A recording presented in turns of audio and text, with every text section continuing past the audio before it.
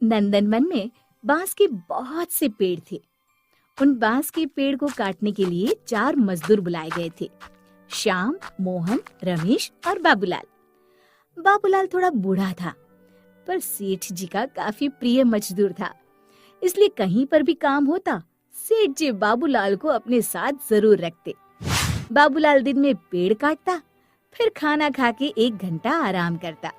उसके बाद बचे हुए समय में और पेड़ काटता, और इन सब में उसके सेठ जी भी उसे कुछ नहीं बोलते थे, क्योंकि वो अपना काम सही समय पर पूरा कर लेता था। पर उसकी ये आदत उसके अन्य साथियों को पसंद ना थी। एक दिन दोपहर में खाना खाते समय श्याम, मोहन और रमेश से कहता है, देखो तो, ये तो अब रोज का हो गया है। हम खाना खा के अपना काम करने चले जाते हैं, पर ये बाबूलाल एक तो आधे घंटे तक खाना खाता है, उसके बाद 1 घंटा सोता है, फिर आराम से पेड़ काटता है, और सेठ जी उससे कुछ कहते भी नहीं। सही बोल रहे हो श्याम भाई, लगता है सेठ जी से बात करनी ही होगी। हाँ ठीक है, चलो आज फैसला हो ही जाए। अपना खाना खत्म करके तीनों सेठ जी के पास पहुंचते हैं। सेठ जी, कुछ बात करनी है आपसे। हाँ बोलो, क्या हुआ? कुछ परेशानी है क्या? हाँ सेठ जी, आप बाबूलाल से कभी कुछ नहीं कहते। वो खाना खा के आराम करता है, उसके बाद पेड़ काटता है।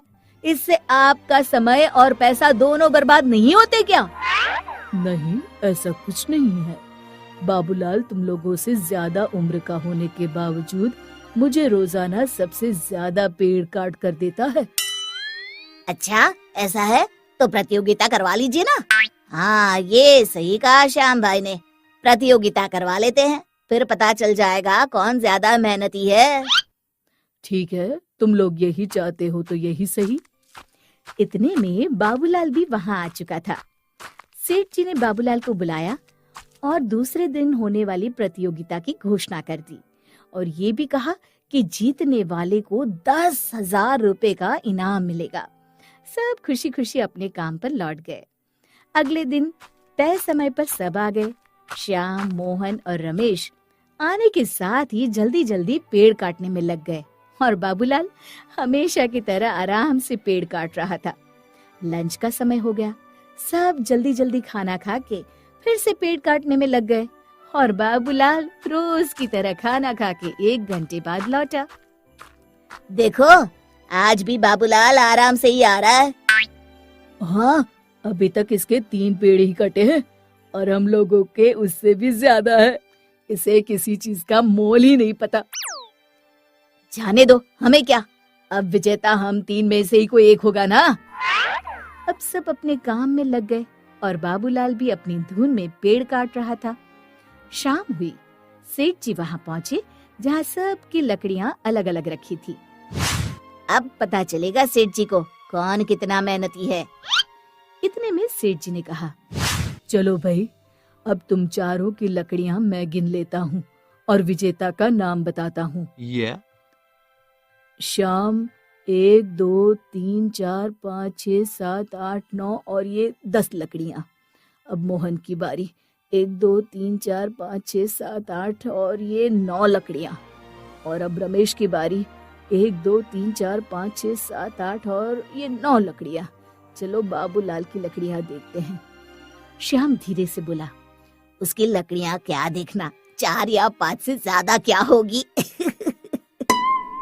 बाबूलाल 1 2 3 4 5 6 7 8 9 10 11 और ये 12 लकड़ियां। अब सारे लोग एकदम आश्चर्यचकित होकर लकड़ियां देखने लगे। ऐसा कैसे हो सकता है सेठ जी, हम लोग सुबह से काम में लगे हुए हैं और बाबूलाल ने तो 1 घंटा आराम भी किया, फिर ये हमसे ज्यादा लकड़ियां कैसे काट सकता है। अब इसका जवाब तो बाबूलाल ही देगा।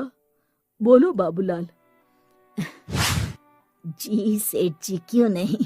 दरअसल बात यह है कि मैं हर रोज खाना खाने के बाद आराम नहीं करता हूँ, बल्कि पूरे 1 घंटे मैं एक पत्थर पर अपनी कुल्हाड़ी की धार तेज करता हूँ, ताकि खाना खाने के बाद बचे हुए समय में मैं अपना काम और तेजी से कर सकूं।